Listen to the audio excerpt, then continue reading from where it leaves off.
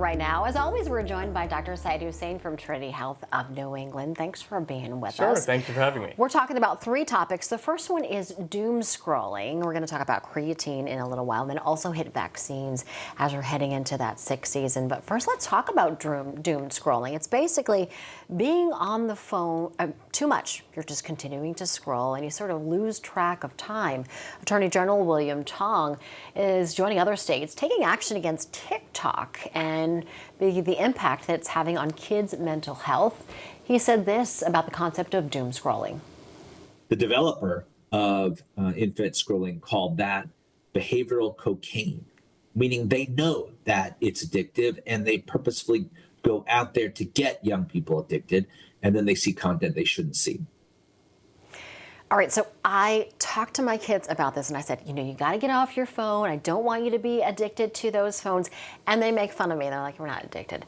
It is a real thing. Being addicted to your phone is a real thing. Absolutely. So doom scrolling, or also known as doom surfing, Erica, basically refers to this consumption, this obsession with negative news online, on your phone. So it becomes so habitual that you're almost glued to your phone reviewing all of these negative stories. It can have an impact on mental health, and that's what we're finding now. So it can lead to fatigue, depression, anxiety, fear, and sometimes, if you wake up in the middle of the night, you're very, very, you might be tempted to grab your phone and then start that same cycle again when you're reviewing negative news media. And there's so much negativity right now out there on social media. You can go down a really bad rabbit hole chasing this. So there are things that viewers can do, including keep a time limit on how much news consumption you get every day so that you can limit the amount of exposure. And focus on other activities. If it's around bedtime, then read a book or listen to music before going to bed. Things like that. And going back to those regular daily activities rather than just being glued to either your phone or the computer. And I guess we got to make sure that we keep those limits on our kids as well. Absolutely. It's really important. All right, let's talk about creatine. I thought that it was mostly just for people who are working out, building muscle, but it's more than that. And the everyday person, could they have some advantages to taking creatine? Yeah, it's a supplement that's been really studied well in athletes. It leads to muscle growth. It can improve endurance, and especially when it's short duration, high intensity exercise, such as weightlifting. Not so much in terms of marathon or exercises that require a longer duration. But basic premise here is creatine is a naturally occurring substance produced by your body, but it can also be supplemented in meat or fish. And then, of course, there's other supplementation as well that folks can take. And it actually gets stored in muscle cells in the body, and it acts as energy store. So taking creatine will actually increase your ability to exercise. That's the premise, and that's where it's been mostly studied in athletes. Just take it if you're going to work out, or would you take it also for muscle preservation? So most beneficial if you're working out, because it would give you that extra boost. And it can lead to some water retention and more exercise, which will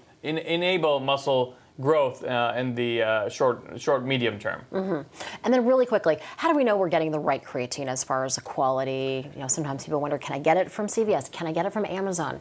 GNC? As long as it's from a reputable company that deals in nutritional products, I think that's what you should look for. All right, now we're heading into the respiratory illness season. A lot of people already dealing with some coughs and colds for sure. I know my house certainly is going through. That's right. So what do people do, and what's the latest on the vaccine? Yeah, so viewers should start rolling up their sleeves. Now is the time to get the vaccines. There are 3 vaccines available that are recommended by the CDC. So let's quickly review them. So COVID-19 vaccines, there's messenger RNA vaccines, Pfizer and Moderna. 6 months and up, you're eligible to get the shot. It is active against the newer flirt variants that have been doing the rounds since May. We have seen an uptick nationwide in COVID-19 infection. And as we head into the colder months, it's important that you get that vaccine. You can also get the influenza vaccine now. Studies have indicated from the southern hemisphere the vaccine that was used prevented prevented hospitalizations by 35% in vulnerable people. So that's if that holds for us, that's good news. And then third is the RSV vaccine. Right. RSV vaccine is not for everybody. It's for pregnant women. So there's protection for the mom and for the baby, but also those that are above the age of 75 or above the age of 60 with an underlying medical problem. They should, and you can get all three at the same time. Okay. You can actually get them on the same arm, 1 inch apart. So, get your appointment made. You could look up your local pharmacies. There's a federal website that you can check out where vaccines are being administered in your local area and make that appointment. Yeah, all right, better be safe than sorry. That's right. Dr. Hussain, thanks so much.